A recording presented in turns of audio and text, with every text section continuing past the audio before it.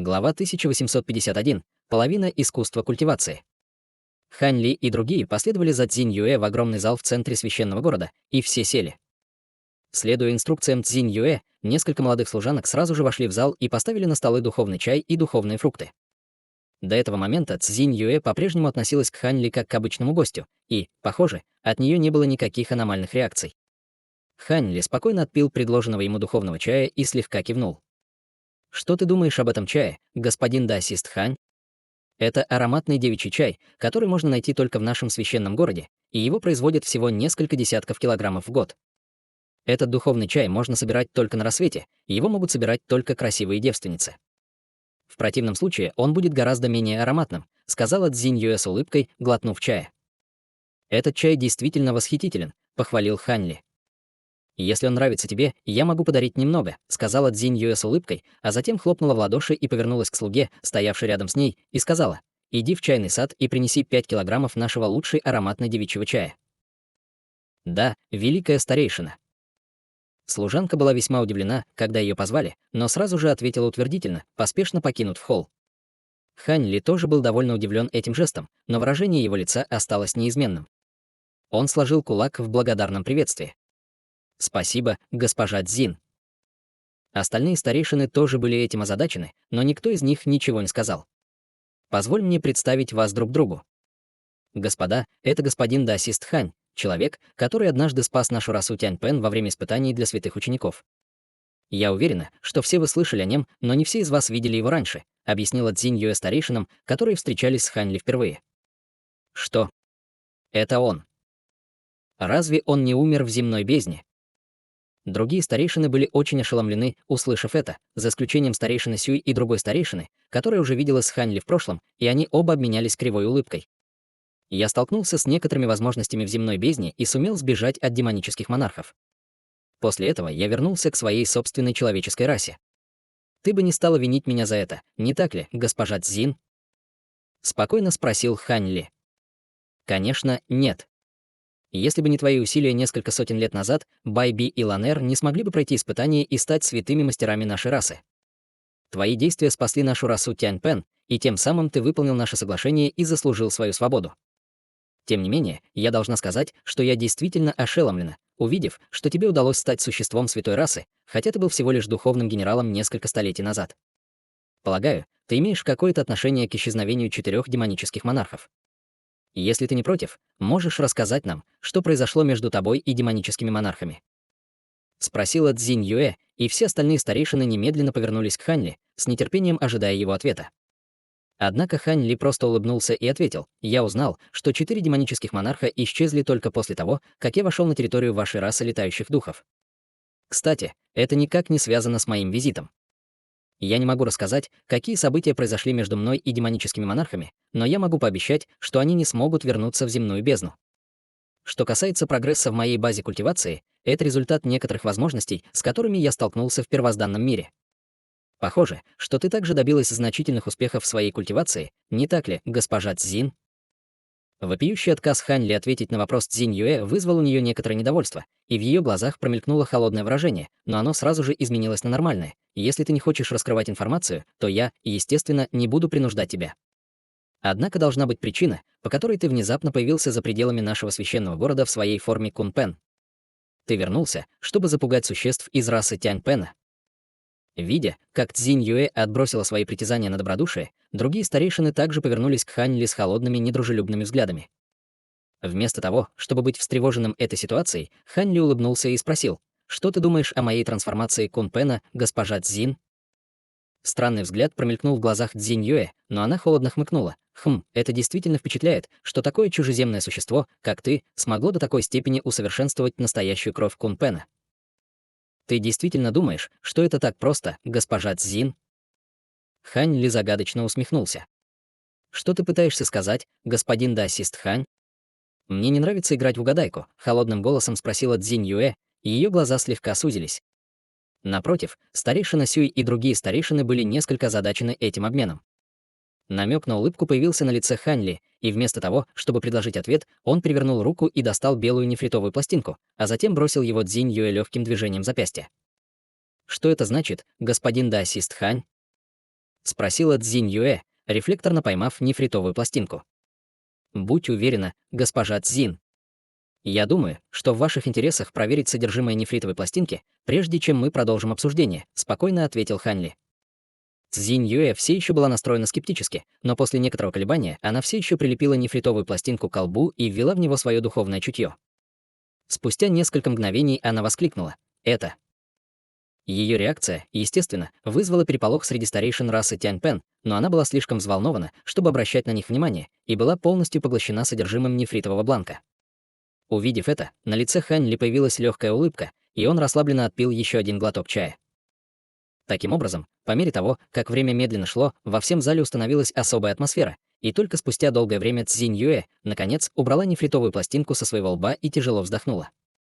Затем она повернулась к Хань Ли с чрезвычайно сложным выражением лица и спросила: «Откуда ты взял это искусство культивации?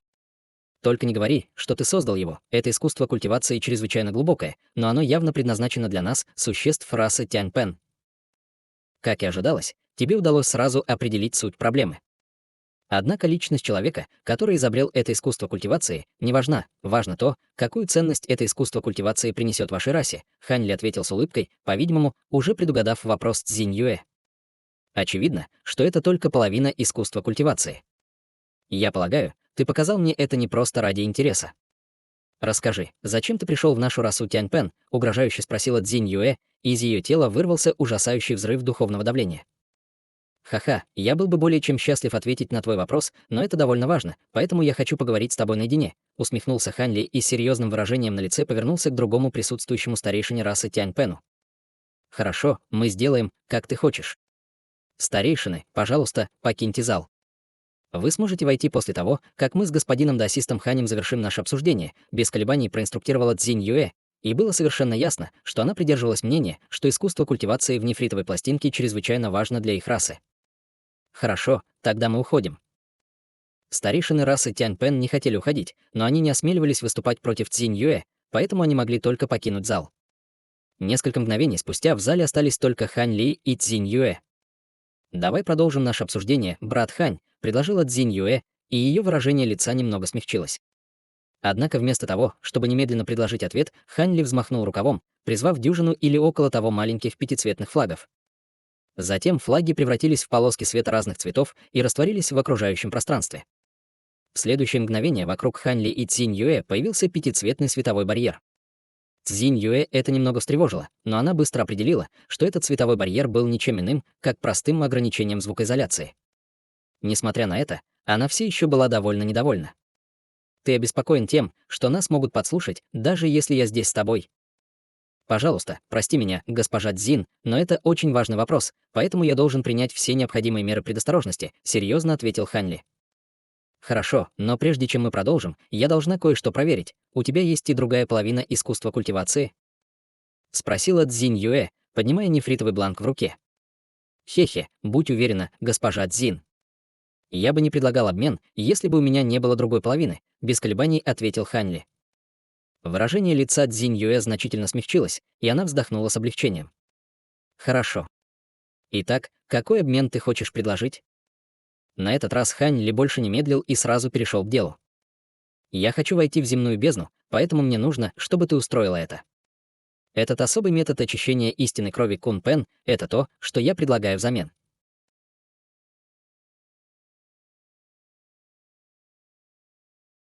Глава 1852. Возвращение в земную бездну. Ты хочешь войти в земную бездну? Цзинь Юэ был очень ошеломлен, услышав это. Это так сложно устроить. Разве раса летающих духов уже не покорила земную бездну? Тебе должно быть несложно доставить меня туда, спокойно сказал Хань Ли. Цзинь Юэ на мгновение погладила пальцем нефритовую пластинку и ответила, криво улыбнувшись: если бы ты пришел на 100 лет раньше, то отправить тебя туда было бы проще. Но сейчас все иначе. «А почему?» — спросил Хань Ли. После недолгого колебания Цзинь Юэ объяснил: около 100 лет назад кто-то наткнулся на чрезвычайно малоизвестный рудник драгоценной руды на самом глубоком уровне земной бездны. Этот рудник не только чрезвычайно важен для нашей расы летающих духов, но и он содержит невероятное количество руды. Чтобы предотвратить тайную разработку рудника, вся земная бездна находится в наполовину заблокированном состоянии. В частности, самый глубокий уровень, на котором была обнаружена шахта, недоступен даже для старейшин расы без специального разрешения. Выражение лица Хань Ли немного смягчилось, когда он услышал это, и тут же улыбнулся в ответ. Самый глубокий уровень. Когда я сказал, что хочу туда попасть, мне нужно только пойти на 3-й уровень земной бездны. В таком случае, возможно, я смогу это устроить, но если ты хочешь, чтобы я согласилась на этот обмен, ты должен раскрыть мне истинную причину, по которой хочешь войти в земную бездну. В конце концов, земная бездна теперь чрезвычайно важная часть территории расы летающих духов, и она может содержать множество скрытых секретов, которые еще предстоит раскрыть. Ты не можешь просто ожидать, что я слепо приведу постороннего в такое важное место. Искусство культивации, которое ты предлагаешь, действительно чрезвычайно важно для нашей расы Тянь-Пен, но я по-прежнему не могу сделать что-то настолько иррациональное, серьезно сказала Цзинь Юэ. Услышав это, на лице Хань Ли появилось задумчивое выражение, но через несколько мгновений он спустил слабый вздох и ответил: «Я знаю, о чем ты беспокоишься, но будь уверена, я хочу попасть только на 3-й уровень земной бездны, так как у меня есть соглашение со старшим, которое требует прибытия на 3-й уровень. Оказавшись там, он сможет провести меня в отдельное пространство. Это не имеет ничего общего с расой летающих духов, поэтому это не представляет какой-либо конфликт интересов. Это все, что я хочу раскрыть». Услышав это, Цзинь Юэ пришла в голову мысль, и выражение ее лица резко изменилось. Отдельное пространство. Ты уже находишься на средней стадии святой расы, может быть, старшей, о котором ты говоришь. Верно, но, пожалуйста, держи эту информацию при себе. Этот старший имеет некоторые связи с нашей человеческой расой, и именно благодаря ему я смог сбежать от демонических монархов во время моего последнего приключения в земной бездне. Этот старший попросил меня вернуться, чтобы встретиться с ним снова, поэтому, если я не смогу сделать это, возможно, он не будет очень добр к вашей расе, многозначительным голосом сказал Хань Ли. Ты мне угрожаешь. Выражение лица Цзинь Юэ сразу же потемнело. Определенно нет. Однако этот старший жил в земной бездне бесчисленное количество лет, и моя поездка навестить его также очень важна для него. Я уверен, что ты не захочешь сделать такое могущественное существо своим врагом для своей расы летающих духов без причины, верно? Сказал Хань Ли с намеком на улыбку. Как мне узнать, что ты говоришь правду? Цзинь Юэ холодно хмыкнула. Это просто. Ты можешь лично доставить меня на 3-й уровень земной бездны и увидеть все своими глазами. Уверен, что это должно развеять все твои сомнения и подозрения. Если ты почувствуешь, что что-то не так, ты сможешь просто помешать мне уйти. Уверен, что это будет простая задача для такого существа на поздней стадии святой расы, как ты. Конечно, если ты все еще мне не доверяешь, то у меня нет возражений, если ты возьмешь с собой больше людей, ответил Хань Ли. Это действительно хороший план, но я все еще не уверена. Даже несколько веков назад ты был намного сильнее, чем предполагала твоя база культивации. Теперь, когда ты достиг средней стадии святой расы, я не уверена в моей способности держать тебя под контролем, осторожно сказала Цзинь Юэ. Разве ты не слишком наивна, госпожа Цзин? Искусство культивации, которое я даю тебе, может усилить силу трансформации Кун-Пен вашей расы почти на 50%. С этим искусством культивации ваша раса Тянь-Пен может стать одним из самых могущественных ответвлений расы летающих духов в следующие 10 тысяч лет, но ты не хочешь рисковать ради такой невероятной возможности, слегка насмешливо сказал Хань Ли. Выражение лица Цзинь Юэ немного изменилось, когда она услышала это, и в ее глазах вспыхнул холодный свет.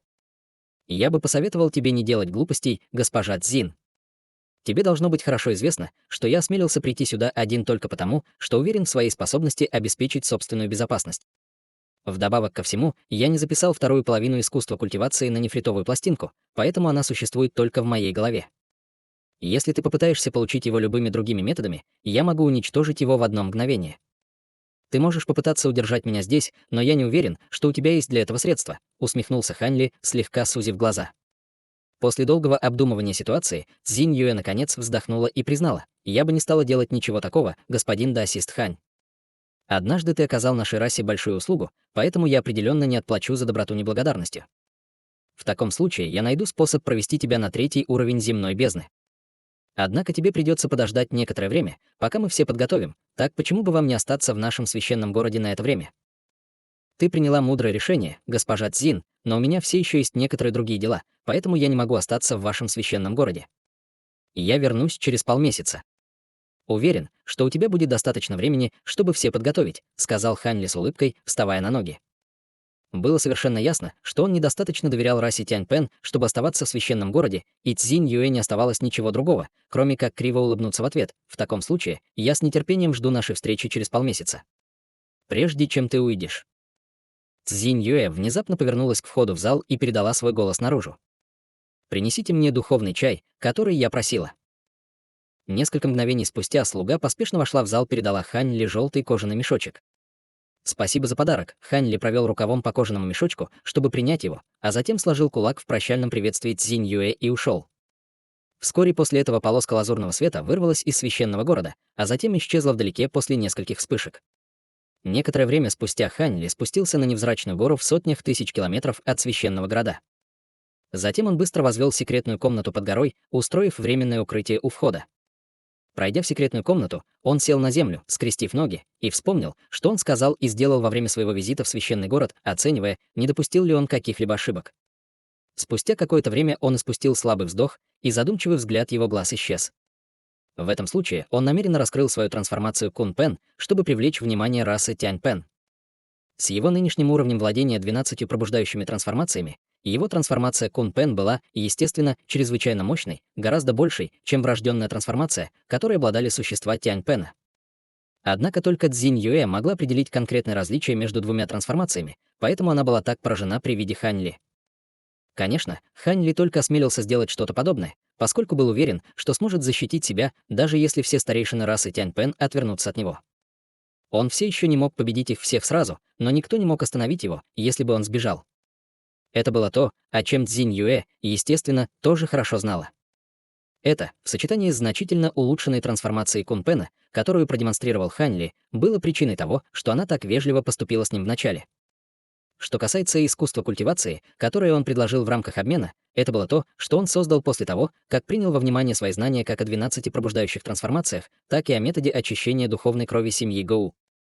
Искусство культивации действительно было бы чрезвычайно эффективным для существ Тянь Пена, поэтому Цзинь Юэ была так заинтересована в нем. Теперь, когда он заключил это соглашение с Цзинь Юэ, у него должна была появиться возможность без проблем получить доступ к земной бездне.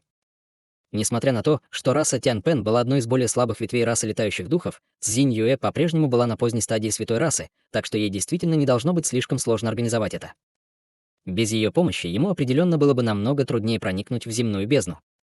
Тем не менее, ему все еще приходилось постоянно быть начеку, когда он вернется, чтобы снова встретиться с Цзинь Юэ, на случай, если она сделает что-то необдуманное. Конечно, после того, как он намекнул на тот факт, что этот вопрос был связан с существом стадии Великого стадии Вознесения, вероятность этого, естественно, была намного меньше. Помня об этом, Хань Ли отложил эти мысли и закрыл глаза, чтобы войти в медитативное состояние. Тем временем старейшины расы Тянь Пен только что вышли из большого зала в священном городе после разговора с Цзинь Юэ. Таким образом, Цзинь Юэ осталась одна на главном месте в зале, и она, казалось, размышляла о чем-то с задумчивым выражением лица. Полмесяца пролетели как в мгновение ока, и в этот день несколько полос света улетели прочь от священного города, продвигаясь глубже на территорию расы летающих духов.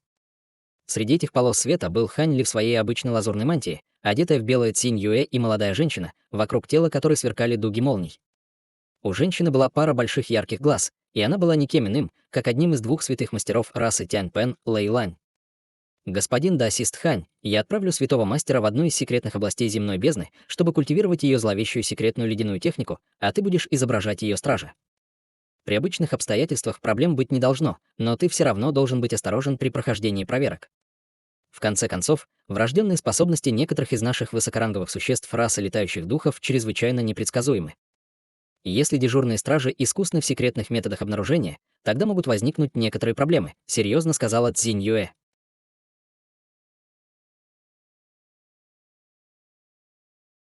Глава 1853. Неожиданный поворот событий в земной бездне. «Будь уверена, госпожа. Я уверен в своих методах сокрытия. Пока я не встречусь с кем-либо из старших вашей расы на стадии Великого Вознесения, не должно быть никаких проблем», — уверенно сказал Хань Ли, и его уверенность, конечно, не была беспочвенной.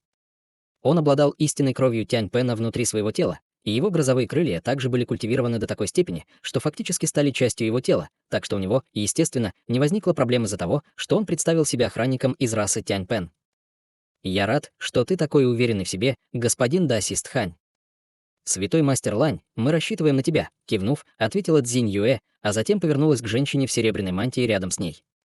«Будьте уверены, великий старейшина, у меня действительно есть секретная техника, для развития которой требуется гибельная ледяная ци, и я посетила земную бездну по той же самой причине несколько десятилетий назад, так что охранник определенно ни в чем не заподозрит меня», — почтительно ответила женщина в серебряной мантии и снова перевела свой взгляд к Хань Ли. И в ее глазах явно был намек на изумление. Несмотря на то, что она уже знала перед отъездом, что Хань Ли стал существом на средней стадии святой расы, она все еще была чрезвычайно ошеломлена, увидев это самой. Когда они вместе проходили испытания земной бездны, она уже могла сказать, что Хань Ли был намного сильнее, чем предполагала его база культивации, но было совершенно абсурдно, что ему удалось перейти в среднюю стадию святой расы всего за несколько столетий. Однако, как святой деве, было бы неподходящим для нее позволить своему удивлению взять верх над собой, поэтому она просто выразила почтительное приветствие и благодарность Хань Ли за помощь ей и Бай Би во время испытаний земной бездны и подавила свое любопытство. Что касается самого Бай Би, он, по-видимому, культивировал какую-то секретную технику в уединении, поэтому он не смог встретиться с Хань Ли. Легкая улыбка появилась на лице Цзинь Юэ в ответ на успокаивающие слова Лэй Лань, и она кивнула, снова замолчав. Таким образом, все трое продолжили свое путешествие и быстро покинули священный город. Несколько месяцев спустя трио Хань Ли наконец прибыло в гигантский город, охраняющий земную бездну, и издалека они увидели ряд бронированных фигур, стоящих на вершине городской стены. Глаза Цзинь Юэ слегка сузились, и она повела Хань Ли и Лэй Лань на спуск, а затем полетела к воротам определенного города. У лазурных городских ворот стояла дюжина стражей бездны с разноцветными крыльями, и они с настороженностью оценивали троицу Хань Ли. Все трое приземлились перед охранниками, и к этому моменту Хань Ли уже изменил свою внешность. В то же время он ограничил свою магическую силу только стадией пространственного закаливания. Лидер этой группы стражей был существом средней стадии пространственного закаливания, и он поприветствовал Цзинь Юэ, спросив: «Вы из расы Тянь Пен, старшая. Могу я спросить, зачем вы пришли сюда?» Он не смог определить точную базу культивации Цзинь Юэ, но он знал, что она определенно была святой расой. Что касается Хань Ли и Лэй Ланя, то он, казалось, неосознанно игнорировал их. Неудивительно, что он занимал такую позицию. Стражи здесь постоянно боролись с демонами земной бездны в течение многих лет, поэтому их силы намного превосходили их сверстников своего ранга культивации. Таким образом, все они проявили намек на высокомерие по отношению к существам из других ветвей расы летучих духов. Цзинь Юэ это не беспокоило, и она просто улыбнулась, подняв руку, и выпустила нефритовый талисман из своего рукава, который приземлился на руку охранника. Охранник был несколько озадачен этим, но, осмотрев нефритовый талисман, его выражение сразу изменилось, и он почтительно вернул значок обеими руками, а затем сказал: «Простите меня за грубость, старшая Цзин, я не узнал в вас великого старейшину расы Тянь Пен».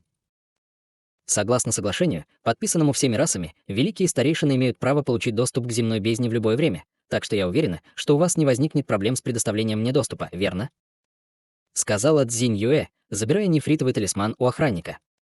«Конечно», — немедленно ответил охранник и махнул рукой, после чего все охранники отошли в сторону, открывая проход для троицы Хань Ли.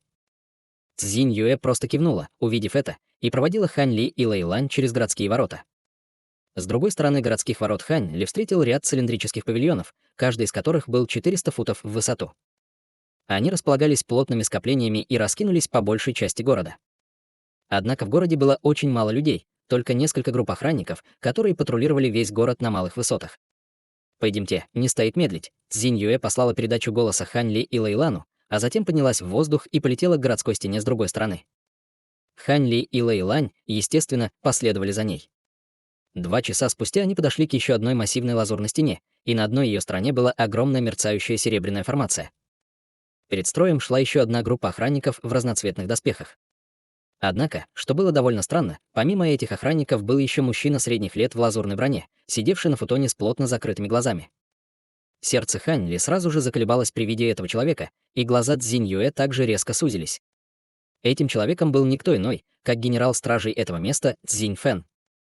Хань Ли встречался с ним однажды в прошлом, и он знал, что этот человек был существом на пике святой расы. Оказалось, что он лично охранял вход в земную бездну. Цзинь Юэ была слегка взволнована этим неожиданным происшествием, но сказала со спокойным выражением на лице: «Я очень удивлена, увидев тебя здесь, генерал Цзинь. С нашей последней встречи прошло несколько столетий. Как ты поживаешь?» Услышав слова Цзинь Юэ, одетый в лазурную броню медленно открыл глаза и ответил: «Ах, давно не виделись, фея Цзинь. Почему ты приехала сюда, а не осталась в расе Тянь Пен, чтобы культивировать?» Это я должна спросить тебя об этом. С каких это пор вход в земную бездну должен охранять генерал Цзинь? С улыбкой спросила Цзинь Юэ.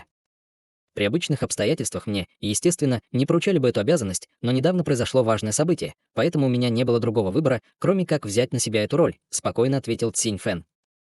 Важное событие. Цзинь Юэ был несколько ошеломлена, услышав это. Около месяца назад я получил известие о том, что кто-то ограбил склад на самом глубоком уровне земной бездны и разграбил всю драгоценную руду, которую мы добывали за последние несколько лет. В процессе он также убил и ранил многих стражников, и это довольно могущественное существо. Я уже послал большое количество стражников в земную бездну для расследования. Это единственный вход и выход в земную бездну, и нормальные стражи не смогут остановить этого человека, если он попытается сбежать, поэтому мне пришлось взять на себя эту роль, объяснил Цзинь Фэн с улыбкой. Понятно. Если я правильно помню, разве старейшина Цинь не находится на самом глубоком уровне земной бездны? Неужели вор был в состоянии одолеть даже старейшину Циня? Недоверчиво спросила Цзинь Юэ. Вор был очень хитрым и ударил точно, когда старейшина Цинь покинул шахту на полдня, так как у него были другие дела. К тому времени, когда он получил известие о том, что произошло, вор уже скрылся с места происшествия. Теперь твоя очередь отвечать на вопросы. Фея Цзинь, ты можешь сказать мне, зачем ты пришла сюда? Великие старейшины действительно имеют право получить доступ к земной бездне по своему желанию, но у тебя должна быть законная причина, сказал Цзинь Фэн с серьезным выражением на лице. Священному мастеру нашей расы Лэйлань необходимо использовать зловещую ледяную ци для культивации, поэтому ей нужно войти в земную бездну, объяснила Цзинь Юэ с улыбкой, указывая на Лэйлань. Лэйлань сразу же послушно шагнула вперед, почтительно поклонившись Цзинь Фэну. Лэйлань выражает свое почтение старшему Цзинь. Ах, да, я слышал от своих подчиненных, что действительно есть прецедент, когда святой мастер Лэй входила в земную бездну для этого. В этом случае вам, естественно, будет предоставлен проход. Вдобавок ко всему, с Фей Цзинь в сопровождении, я уверен, что ваша безопасность не будет проблемой даже при нынешней ситуации в земной бездне. Однако кто этот человек и зачем ему нужно сопровождать вас? Спросил Цзинь Фэн, нахмурив брови, и перевел взгляд на Хань Ли. Это мой младший, и он также обладает выдающимися способностями. В настоящее время он действует как личная охрана святого мастера Лэйлань, поэтому он будет сопровождать нас в земную бездну, спокойно ответил Цзинь Юэ. Если святой мастер Лей уже попросила вас сопровождать ее, зачем ей все еще нужен стражник? Не думаю, что ему нужно входить в земную бездну, сказал Цзинь Фэн, прищурившись, глядя на Хань Ли. Выражения лиц Лейлан и Хань Ли немного изменились, когда услышали это, но Цзинь Юэ не запаниковала, покачала головой и настаивала: боюсь, что так не пойдет. Младший Хань может быть только охранником, но у него очень тесная связь со святым мастером Лэйлань, и он будет очень важен для ее культивации, поэтому он должен сопровождать нас в земную бездну. Иначе я бы не стала брать его сюда. Что ты имеешь в виду, фея Цзинь? Как охранник, подобный ему, мог быть связан с культивацией святого мастера Лей? Спросил Цзинь Фэн с ноткой недоверия в голосе. Цзинь Юэ просто улыбнулась, а затем послала передачу голоса прямо Цзинь Фэну, и поначалу Цзинь Фэн был довольно озадачен, но на его лице быстро появилось просветленное выражение, за которым последовала многозначительная улыбка. Понятно. В таком случае говорить здесь ни о чем. Всем троим будет предоставлен проход, сказал Цзинь Фэн, бросая взгляд на Хань Ли и Лэйланя со своеобразным взглядом. Хань Ли и Лэйлань этого не показали, но их очень смутила эта ситуация. Однако, увидев, что им был предоставлен проход, они, естественно, сразу же выразили свою благодарность Цзинь Фэну.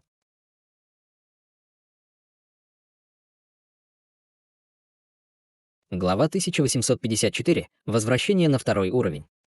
Таким образом, Цзинь Фэн махнул рукой, и некоторые из охранников немедленно вышли вперед, а в их руках по вспышке духовного света появились фиолетовые деревянные талисманы. Деревянные талисманы ярко светились, и из них вырвалось два пурпурных столпа света, а затем они исчезли в центре формации на стене. Из серебряной формации сразу же раздался жужжащий звук, после чего на этом участке городской стены появились гигантские серебряные ворота. Ворота были высотой в несколько сотен футов и источали очень холодный свет, выглядя так, словно были полностью построены из металла.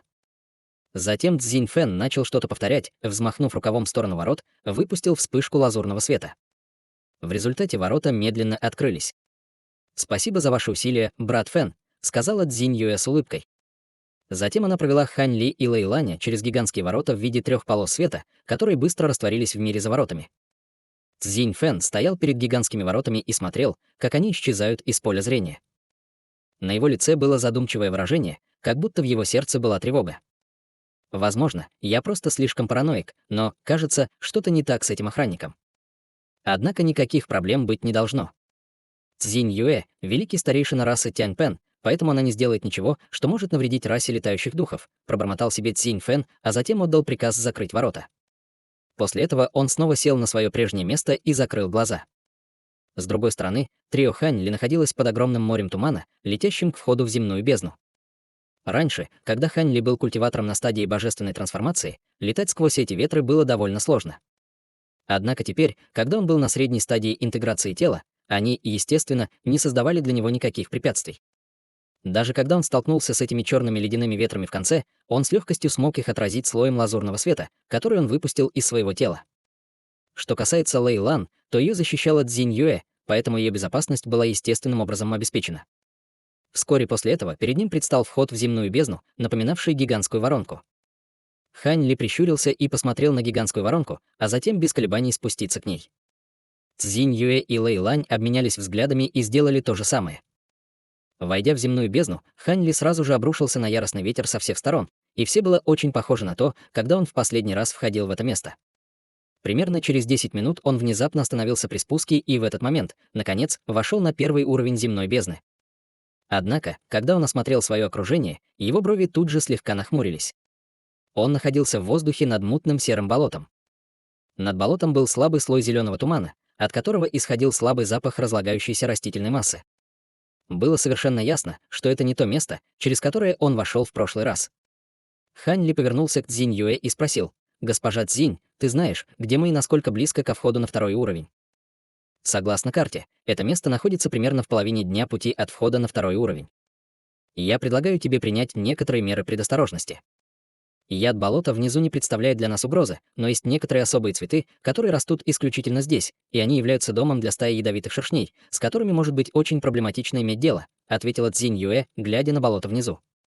Теперь, когда вся земная бездна была покорена росой летающих духов, карта стала намного яснее и детальнее, чем раньше, поэтому Цзинь Юэ смогла сразу определить это место. Шершни, да? Хань Ли просто улыбнулся, услышав это. Таким образом, после краткого обсуждения, чтобы определить направление, в котором они должны двигаться, они продолжили свой путь. Спустя полдня трио Хань Ли появилась в воздухе над некой горной грядой. Пролетев еще почти 2 часа, они достигли странной горы в центре горного хребта. Эта гора была довольно странной, так как вся гора была разделена на 2 части на полпути, что делало ее похожей на массивную букву «Л». Сама гора была голой, бесплодного серого цвета, и, согласно карте, именно здесь находился вход на второй уровень. До сих пор их путешествие шло гладко.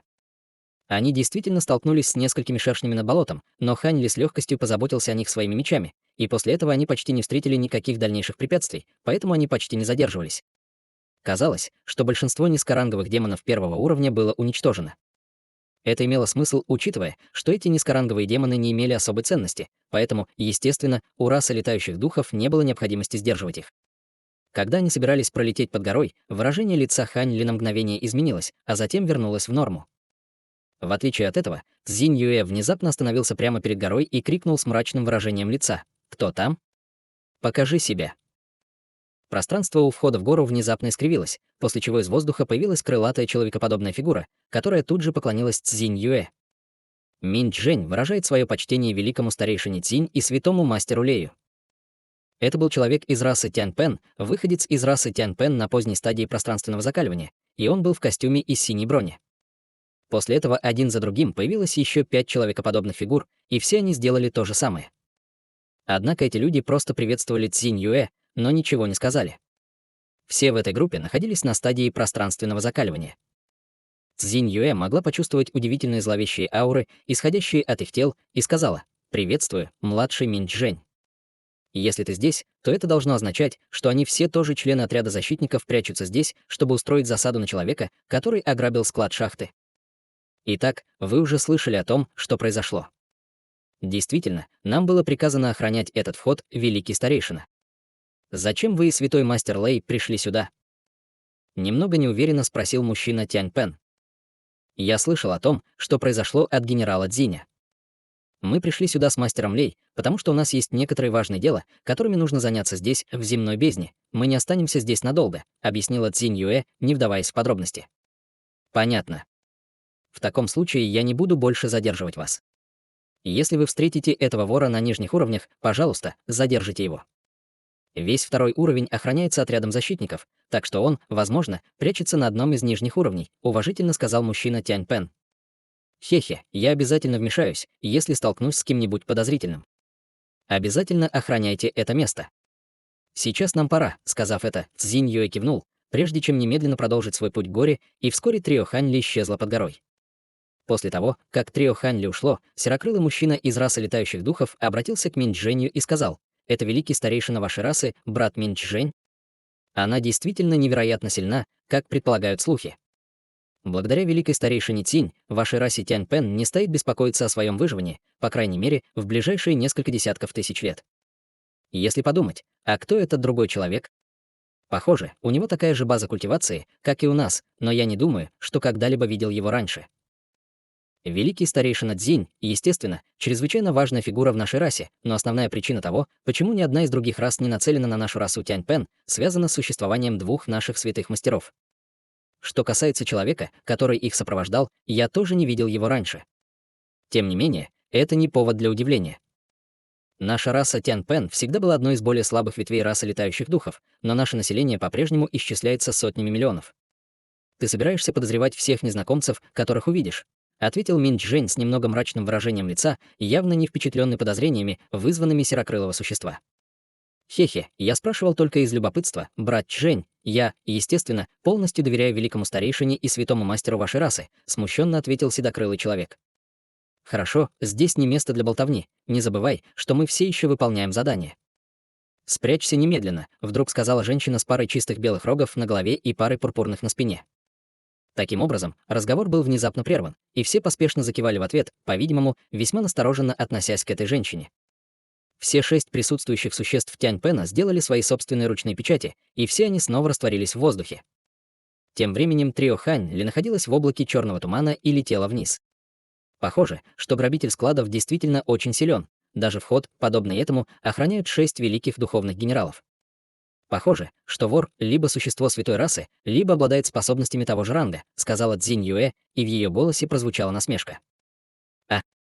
Похоже, ты не слишком беспокоишься об этой шахте, заметил Ханьли. Почему я должен об этом заботиться? Рудник якобы существует для того, чтобы принести пользу всем ветвям в расе летающих духов, но на самом деле большая часть добываемой на нем руды забирается горсткой самых мощных ветвей. Нашей расе Тянь Пен почти ничего не достается, холодно усмехнулась Цзинь Юэ в ответ. Понятно. Похоже, даже несмотря на то, что вашей расе Тянь Пен удалось избежать уничтожения, ситуация по-прежнему не очень оптимистична, задумчиво сказал Ханьли. Если бы не это, я бы не согласился на эту сделку в обмен на это искусство культивации. С этим искусством наша раса Тянь Пен определенно станет силой, с которой снова придется считаться всего за несколько десятков тысяч лет. Кстати, об этом тебе лучше убедиться, что нет проблем со второй половиной искусства культивации, господин Даосист Хань, многозначительным голосом сказала Цзинь Юэ. Будь уверена, госпожа Цзинь. Как только мы доберемся до согласованного места, я сразу же отправлю тебе вторую половину искусства культивации. Если возникнут какие-либо проблемы, я возьму на себя полную ответственность, ответил Хань Ли с улыбкой. Хорош, отрывисто ответила Цзинь Юэ и тут же замолчала. Спустя несколько мгновений черный туман начал рассеиваться, и они, наконец, достигли второго уровня земной бездны.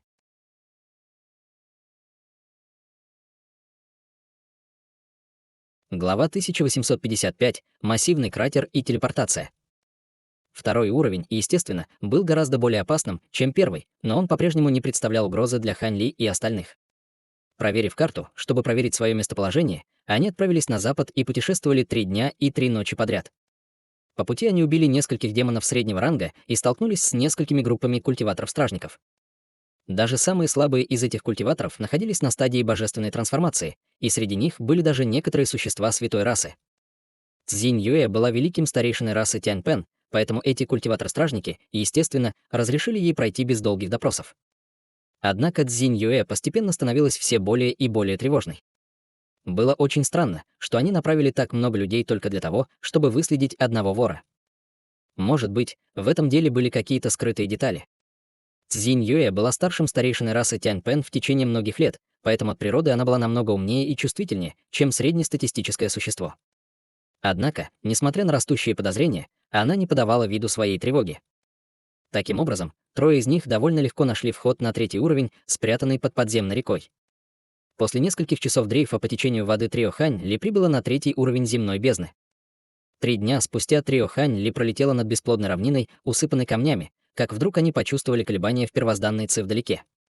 Сразу после этого в далеком небе появилась полоска серебряного света, за которой раздался грохот, от которого вся земля сильно затряслась. Выражения лиц Хан Ли и Цзинь Юэ резко изменились, и они переглянулись. «Похоже, там сражаются, госпожа Цзинь, следует ли нам пойти и посмотреть?» — спросил Хань Ли после короткого колебания. «Если поблизости есть охранники, им будет очевидно, что мы что-то скрываем, если мы не пойдем и не расследуем такой массовый беспорядок», — сказала Цзинь Юэ. В таком случае лучше посмотреть. Хань Ли хотел идти в обход, но он знал, что Цзинь Юэ была права, поэтому согласился, быстро кивнув. Лэй Лань, естественно, тоже не возражала, поэтому все трое изменили направление и полетели к тому месту, откуда только что сверкнула серебряная молния. Пролетев почти 10 тысяч километров, они наконец остановились и посмотрели вниз на бойню с разными выражениями лиц. На земле внизу образовался массивный кратер радиусом в несколько сотен футов, и все вокруг кратера было полностью обугленным. В воздухе витал слабый запах выжженной земли, и казалось, что это результат удара молнии. Внезапно Хань Ли поднял руку и сделал хватательное движение к определенному месту на краю гигантского кратера. Предмет немедленно вылетел из-под завалов и тут же приземлился в его руках. Он осмотрел предмет и обнаружил, что это поврежденный синий кинжал. Несмотря на то, что по всей его поверхности были трещины, он все еще сиял духовным светом, что указывало на то, что это было весьма могущественное сокровище. Похоже, что все превратились в пыль от этой вспышки молнии, и даже их связанные сокровища не смогли уцелеть. Невероятно, что всего лишь одна вспышка молнии смогла убить группу культиваторов стадии божественной трансформации и пространственного закаливания. «Что ты думаешь, брат Хань?» — внезапно спросила Цзинь Юэ. Даже за 1000 километров мы могли почувствовать, насколько свирепой была эта молния, поэтому совершенно ясно, что преступник, скорее всего, чрезвычайно искусен в молниеносных техниках. Вдобавок к этому я чувствую слабую зловещую ауру от этого кинжала, которая до сих пор не рассеялась даже после смерти его владельца, поэтому жертвами, скорее всего, были охранники, уверенно ответил Хань Ли, отбросив кинжал в сторону. Цзинь Юэ взмахнула рукой, и несколько других поврежденных сокровищ вылетели из-под груд обломков. Осмотрев сокровища, она кивнула в знак согласия. В самом деле, я чувствую ауры 3 человек, которые недавно скончались здесь, и они, скорее всего, были убиты вором на шахтном складе. Значит, этот человек достаточно силен, чтобы убить сразу 3 охранников. Лэй Лань очень встревожилась, услышав это. Это не так уж и замечательно. Если бы у него не было хотя бы такой силы, он не осмелился бы сделать что-то столь наглое. Никто другой не прибыл на место, кроме нас, так что, кажется, здесь никого нет, сказала Цзинь Ю. На самом деле, осталось всего несколько дней пути до места назначения. Чем раньше мы доберемся туда, тем скорее мы сможем вздохнуть с облегчением, согласился Хань Ли. Лэй Лань тоже задумчиво кивнула. Таким образом, 3 из них поднялись в воздух и продолжили движение в виде полосок света. Только после того, как прошло более полудня, на гигантский кратер прибыло около дюжины полосок света. К этому моменту трио Хань Ли было уже за миллионы километров. 7 дней спустя Хань Ли находился над черным холмистым горным хребтом с белым диском в руке. Вокруг него летало несколько десятков маленьких лазурных мечей. Мечи измельчали орды приближающихся гигантских вороноподобных демонических зверей, посылая их кровь струями сверху. Рядом с Хань Ли стояла Цзинь Юэ, и она держала золотое зеркало, которое испускало золотые молнии, разрывая на куски ближайших демонических зверей. Лэй Лань с торжественным выражением лица держала печать заклинания, вызывая в воображении небольшую сеть серебряных молний, которая полностью окутала все ее тело. Иногда демоническая птица врезалась в молниеносную сеть и начала мгновенного превращаться в пыль из-за громкого удара грома. Пролетев еще час, черные демонические птицы наконец начали отставать, и, в конце концов, они рассеялись и улетели после нескольких пронзительных криков. Трио Хань Ли, естественно, забрала свои сокровища и способности, увидев это, продолжила свое путешествие. На протяжении оставшейся части пути Хань Ли изредка поглядывал на диск в руке, который явно направлял его в нужное место. Внезапно из диска раздался жужжащий звук, и белый свет начал кружиться вокруг него, активировавшись сам по себе. «Это то место», — сказал Хань Ли в восторге, поспешно остановившись на месте. Цзинь Юэ и Лэй Лань также остановились рядом с ним. «Это действительно то место. Окружающее пространство очень стабильно, и, похоже, здесь нет никаких пространственных узлов», — сказала Цзинь Юэ, оглядываясь, скептически нахмурив брови. «Будь уверена, госпожа Цзин, этот старший дал мне эти координаты, так что они не могут ошибаться», — ответил Хань Ли с улыбкой. «Хорошо, тогда я доверяю твоему мнению, брат Хань. Что ж, раз я привела тебя сюда, не пора ли тебе дать мне вторую половину искусства культивации?» — спросила Цзинь Юэ с серьезным выражением лица. «Будь уверена, госпожа Цзинь. Я не откажусь от своего слова». «Вот вторая половина искусства культивации», — сказал Хань Ли с улыбкой, повернув руку и, достав желтую нефритовую пластинку, бросил ее Цзинь Юэ. Глаза Цзинь Юэ сразу же загорелись, когда она поймала нефритовый лист, а затем сразу прижала его к своему лбу. Затем Хань Ли взмахнул рукавом, и оттуда вылетело 5 пятицветных флагов, повернувшись вокруг него. Затем флаги формации превратились в пятицветные столбы света, которые взорвались в небеса. Затем он сделал печать заклинания, и все они мгновенно растворились в столбах света. Сразу после этого в центре световых столбов появилась пятицветная световая формация, которая светилась ярким и пронзительным духовным светом. Затем Хань Ли начал что-то повторять, как вдруг из его рукава стали вылетать один за другим высокоранговые духовные камни. Вскоре было выпущено более 100 таких духовных камней, и все они растворились в световой формации. Сразу после этого он подбросил диск в руке вперед, и он завис перед ним, после чего быстро последовал за ним пальцами, по-видимому, пытаясь активировать его. Лэй Лань наблюдала за всем в тишине, и когда яркий свет начал светиться от диска, она невольно взглянула на Цзинь Юэ с намеком на беспокойство в глазах. Глаза Цзинь Юэ были все еще закрыты, но на ее лице было явно приподнятое выражение, так что казалось, что вторая половина искусства культивации была подлинной. Увидев это, Лэй Лань, естественно, вздохнула с облегчением. Внезапно Хань Ли издал низкий крик, а затем ткнул пальцем в диск. В этот момент он превратился в шар белого света и медленно подлетел к центру пятицветной световой формации, а затем, с глухим ударом, слился с ним в единое целое. В этот момент Хань Ли остановил то, что делал, и повернулся к Цзинь Юэ. «Что ты думаешь, госпожа Цзинь? Ты по-прежнему чем-то недовольна?» «Вовсе нет. Это действительно вторая половина искусства культивации, и я должна поблагодарить тебя от имени всей нашей расы за этот драгоценный дар», ответила Цзинь Юэ чрезвычайно довольным тоном, убрав свое чутье нефритовой пластинки. «Хе-хе, не надо меня благодарить, в конце концов, это была взаимовыгодная сделка». «В таком случае мне пора», — сказал Хань Ли, сложив кулак в прощальном приветствии. Цзинь Юэ ответил на приветствие улыбкой и сказал: «Желаю вам удачи, господин даосист Хань». «Хе-хе, спасибо за добрые слова. Святой мастер Лэй, я желаю тебе удачи в скорейшем продвижении к рангу святой расы», усмехнулся мягкий знак Ли, обратив свой взгляд на Лэй Лань. «Спасибо, старший, я обязательно буду усердно работать», ответила Лэй Лань, сделав реверанс и сделав довольно сложное выражение лица. «Хорошо, мне пора уходить». Хань Ли быстро кивнул двум женщинам и вошел в пятицветную световую формацию, после чего сразу же раздался взрыв. Звук взрыва внезапно вырвался из световой формации, и неистово взорвалось бесчисленное количество серебряных рун.